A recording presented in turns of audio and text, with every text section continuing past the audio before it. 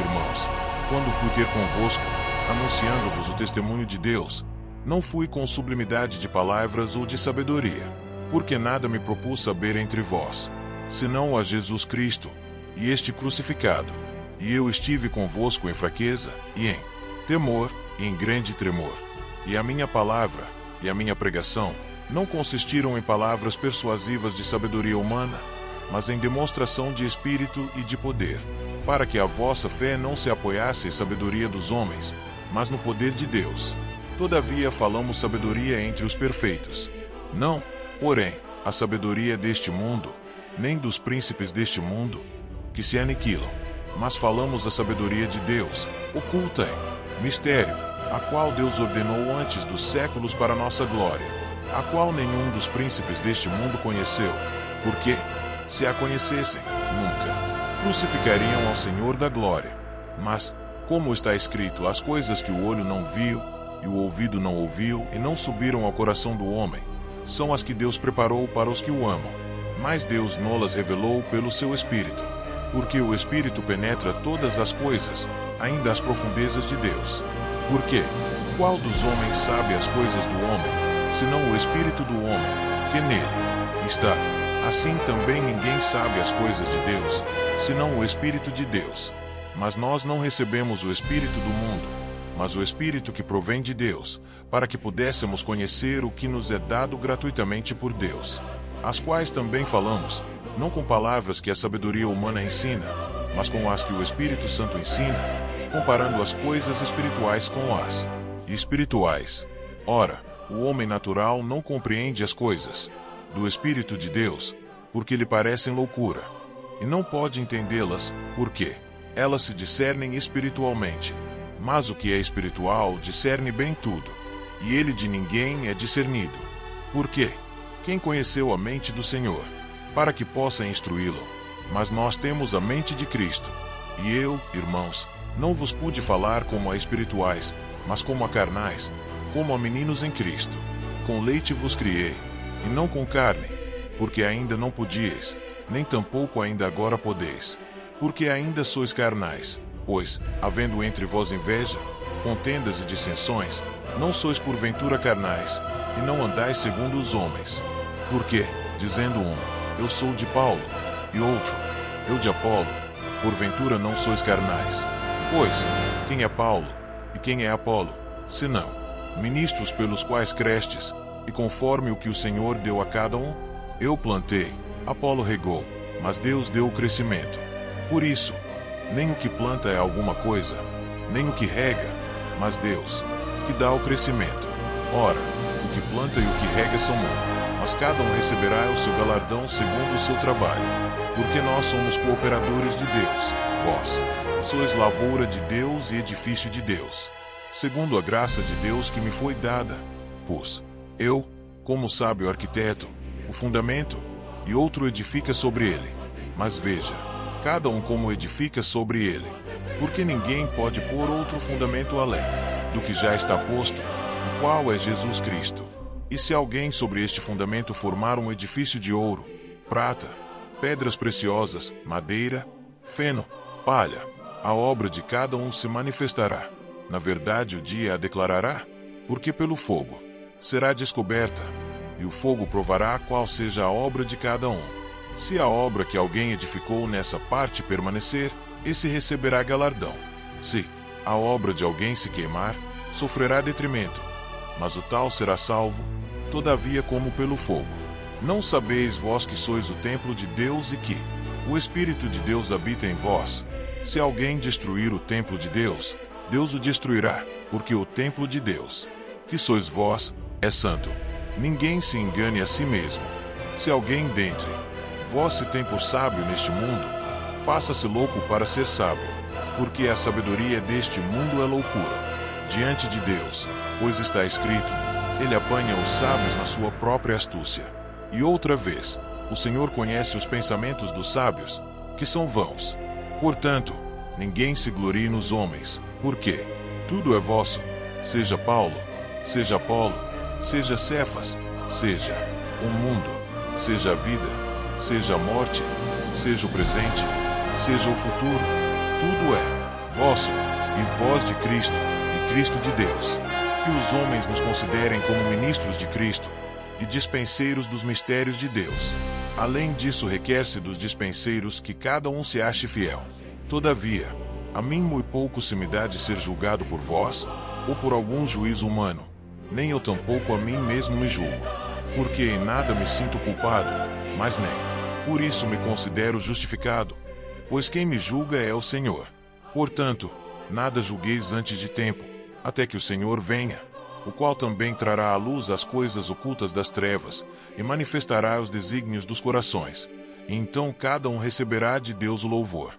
E eu, irmãos, apliquei estas coisas, por semelhança, a mim e a Apolo, por amor de vós, para que nós aprendais a não ir além do que está escrito, não vos ensoberbecendo a favor de um contra outro. Por quê? Quem te faz diferente?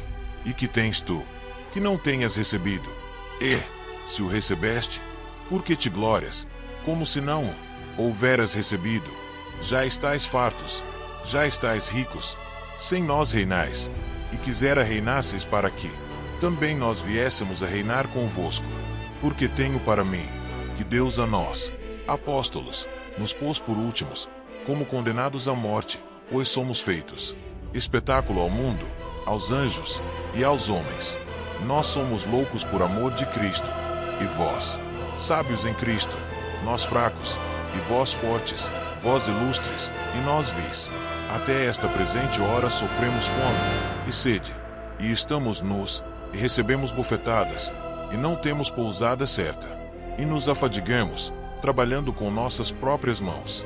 Somos injuriados, e bendizemos, somos perseguidos, e sofremos, somos blasfemados, e rogamos, até ao presente. Temos chegado a ser como lixo deste mundo, e como a escória de todos. Não escrevo estas coisas para vos envergonhar, mas admoesto-vos como meus filhos amados. Porque ainda que tivesseis 10.000 aios em Cristo, não teríeis, contudo, muitos pais, porque eu pelo Evangelho vos gerei em Jesus Cristo. Admoesto-vos, portanto, a que sejais meus imitadores. Por esta causa vos mandei Timóteo, que é meu filho amado, e fiel no Senhor, o qual vos lembrará os meus caminhos em Cristo, como por toda a parte ensino em cada igreja. Mas alguns andam ensoberbecidos, como se eu não houvesse de ir ter convosco. Mas em breve irei ter convosco, se o Senhor quiser, e então conhecerei, não as palavras dos que andam ensoberbecidos, mas o poder. Porque o reino de Deus não consiste em palavras, mas em poder. Que quereis? Irei ter convosco com vara ou com amor e espírito de mansidão.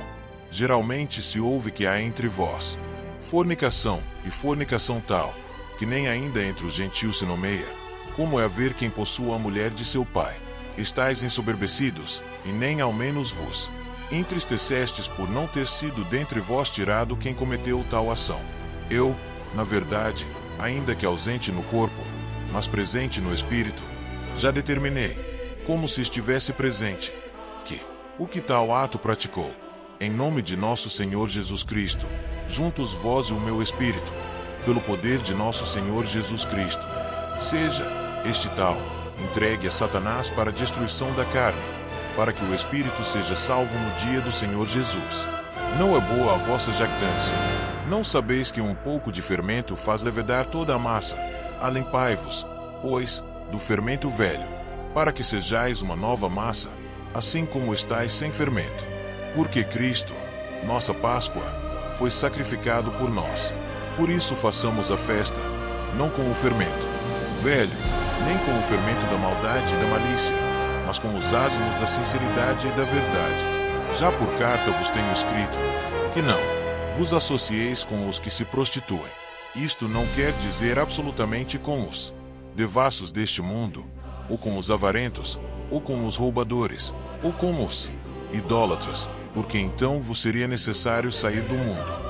Mas agora vos escrevi que não vos associeis com aquele que, dizendo-se irmão, for devasso, ou avarento, ou idólatra, ou maldizente, ou beberrão, ou roubador. Como tal nem ainda comais. Por quê? Que tenho eu em julgar também os que estão de fora? Não julgais vós os que estão dentro? Mas Deus julga os que estão de fora. Tirai, pois dentre vós esse iníquo. Ousa algum de vós, tendo algum negócio contra outro, ir a juízo perante os injustos, e não perante os santos? Não sabeis vós que os santos hão de julgar o mundo? Ora, se o mundo deve ser julgado por vós, sois porventura indignos de julgar as coisas mínimas? Não sabeis vós que havemos de julgar os anjos? Quanto mais as coisas pertencentes a esta vida. Então, se tiverdes negócios em juízo, pertencentes a esta vida, pondes para julga-los os que são de menos estima na igreja. Para vos envergonhar o digo. Não há, pois, entre vós sábios, nem mesmo um, que possa julgar entre seus irmãos. Mas o irmão vai a juízo com o irmão, e isto perante infiéis. Na verdade é já realmente uma falta entre vós. Terdes demandas uns contra os outros. Por que não sofreis antes a injustiça? Por que não sofreis antes o dano? Mas vós mesmos fazeis a injustiça e fazeis o dano, e isto aos irmãos. Não sabeis que os injustos não hão de herdar o reino de Deus? Não erreis, nem os devassos, nem os idólatras, nem os adúlteros, nem os efeminados, nem os sodomitas, nem os ladrões, nem os avarentos, nem os bêbados, nem os maldizentes, nem os roubadores herdarão o reino de Deus. E é o que alguns têm sido. Mas haveis sido lavados, mas haveis sido santificados, mas haveis sido justificados em nome do Senhor Jesus, e pelo Espírito do nosso Deus. Todas as coisas me são lícitas, mas nem todas as coisas convêm. Todas as coisas me são lícitas, mas eu não me deixarei dominar por nenhuma. Os alimentos são para o estômago e o estômago para os alimentos. Deus, porém, aniquilará tanto um como os outros. Mas o corpo não é para a fornicação, senão para o Senhor, e o Senhor para o corpo. Ora, Deus, que também ressuscitou o Senhor, nos ressuscitará a nós pelo seu poder. Não sabeis vós que os vossos corpos são membros de Cristo? Tomarei, pois, os membros de Cristo, e os farei membros de uma meretriz. Não, por certo. Ou não sabeis que o que se ajunta com a meretriz, faça um corpo com ela? Porque serão, disse, dois numa só carne. Mas o que se ajunta com o Senhor é o mesmo Espírito. Fugi da fornicação. Todo o pecado que o homem comete é fora do corpo, mas o que fornica peca contra o seu próprio corpo. Ou não sabeis que o vosso corpo é o templo do Espírito Santo, que habita em vós, proveniente de Deus, e que não sois de vós mesmos, porque fostes comprados por bom preço? Glorificai, pois, a Deus no vosso corpo e no vosso espírito, os quais pertencem a Deus. Ora, quanto às coisas que me escrevestes, bom seria que o homem não tocasse em mulher, mas, por causa da fornicação, cada um tenha a sua própria mulher, e cada uma tenha o seu próprio marido. O marido pague à mulher a devida benevolência, e da mesma sorte a mulher ao marido. A mulher não tem poder sobre o seu próprio corpo, mas tem no marido. E também da mesma maneira o marido não tem poder sobre o seu próprio corpo, mas tem-no a mulher. Não vos priveis um ao outro, senão por consentimento mútuo por algum tempo, para vos aplicardes ao jejum e à oração, e depois ajuntai-vos outra vez, para que Satanás não vos tente pela vossa incontinência. Digo, porém, isto como que por permissão e não por mandamento, porque quereria que todos os homens fossem como eu mesmo. Mas cada um tem de Deus o seu próprio dom, um de uma maneira e outro de outra. Digo, porém, aos solteiros e às viúvas, que lhes é bom se ficarem como eu. Mas, se não podem conter-se, casem-se, porque é melhor casar do que abrasar-se. Todavia, aos casados mando não eu, mas o Senhor, que a mulher não se aparte do marido. Se, porém, se apartar, que fique sem casar, ou que se reconcilie com o marido, e que o marido não deixe a mulher.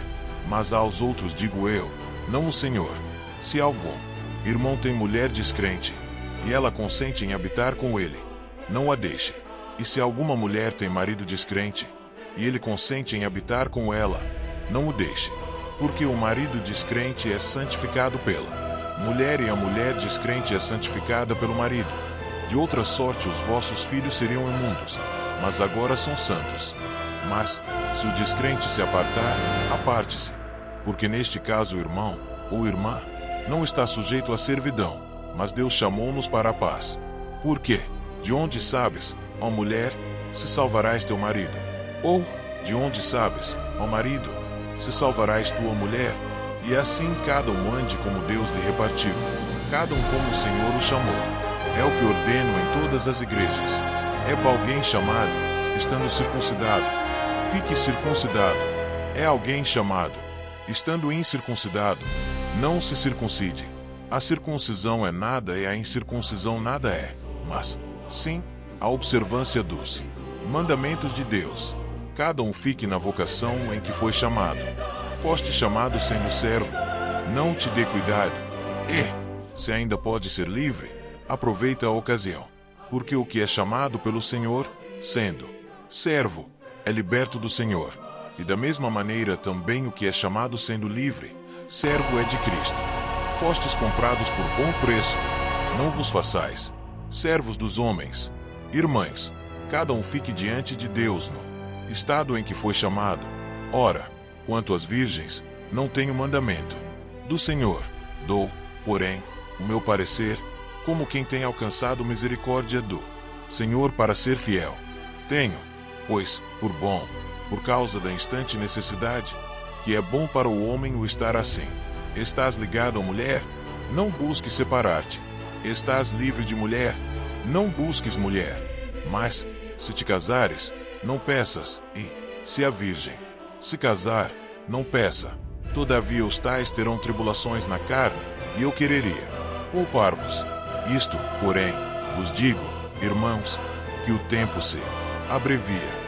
O que resta é que também os que têm mulheres sejam como se não as tivessem, e os que choram, como se não chorassem, e os que folgam, como se não folgassem, e os que compram, como se não possuíssem, e os que usam deste mundo, como se dele não usassem, porque a aparência deste mundo passa, e bem quisera eu que estivesseis sem cuidado.